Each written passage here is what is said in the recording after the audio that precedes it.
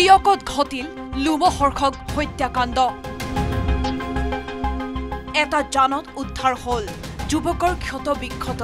মৃতদেহ ঘটনাৰ পিছতে টিয়কৰ চাংমাই গড়ত বিৰাজ কৰিলে চাঞ্চল্য কিন্তু কোনে কাক কৰিলে হত্যা বুধবাৰে সন্ধিয়াৰে পৰা নিৰুদ্দেশ হৈ আছিল বন্দিত হাজৰিকা নামৰ টিয়কৰ কাকজান কমাৰ খাটুৱালৰ 28 বছৰীয়া যুৱকজন আন দিনৰ দৰে বন্দিত ওলাই গৈছিল চাংমা গড়স্থিত নিজৰ পামলৈ নিখোজ হোৱাৰ আগতে পৰিয়ালৰ লোকক বন্দিতে ফোন কৰি জনাইছিল সেই অঞ্চলৰে ভাগ্য দাস আৰু সৰুপাই দাস নামৰ দুজন লোকে হত্যাৰ ভাবুকি দিয়াৰ কথা কিছু সময়ৰ পাছতে একে অঞ্চলৰ দুজনমান লোকে বন্দিতৰ চাইকেলখন পথৰ কাষত পৰি থকা দেখি খবৰ দিয়ে পৰিয়ালৰ লোকক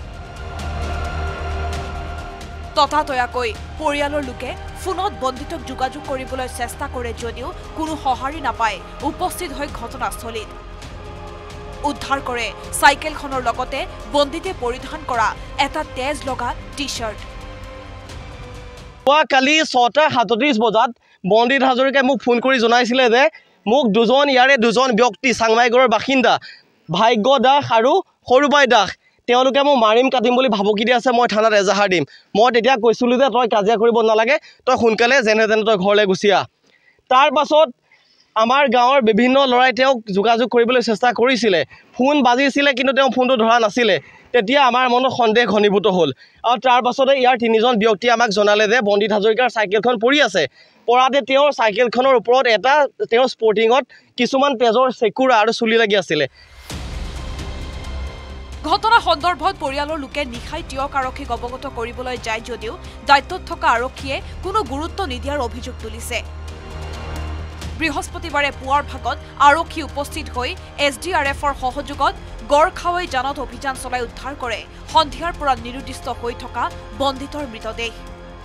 ইপিনে মৃতদেহৰ বিভিন্ন অংশত দাৰে আঘাত কৰাৰ চিন স্পষ্ট হৈ আছে কালি ৰাতি যিকেইজন পুলিচ বিষয়া তেওঁলোকে ইয়াত আহিছিল কিন্তু তেওঁলোকে সাধাৰণ এখন দলং পাৰ হ'ব নোৱাৰিলে দলং পাৰ হ'বলৈ মোক কৈছে নাও এখন যোগাৰ কৰিব লাগে মই ইয়াত ক'ত তেওঁলোকৰ নাওখন যোগাৰ কৰি দিম আৰক্ষীৰ দৰে খুব গুৰুত্বপূৰ্ণ বিষয় বাবদ থাকি পেলাই যদি তেওঁলোকে সাধাৰণ এটা এখন দলং পাৰ হৈ যাব নোৱাৰে তাতকৈ দুৰ্ভাগ্যজনক কথা কি হ'ব পাৰে গতিকে মই খুব দাবী জনাইছোঁ এই ধৃত কালপ্ৰিত ভাগ্য দাস আৰু সৰুপাই দাসৰ ওপৰত ব্যৱস্থা হ'বই লাগিব কিন্তু কোনে কিয় হত্যা কৰি গড়খাৱৈ জানত পেলাই দিলে বন্দিতৰ মৃতদেহ পৰিয়ালৰ এজাহাৰৰ ভিত্তিত ইতিমধ্যে টিয়ক আৰক্ষীয়ে ভাগ্য দাস আৰু সৰুপাই দাসক বিচাৰি অভিযান আৰম্ভ কৰিছে আৰক্ষীৰ তদন্তত পোহৰলৈ আহিব ঘটনাৰ প্ৰকৃত ৰহস্য টিয়কৰ পৰা Diganta Hazarika report news 18 Assam north east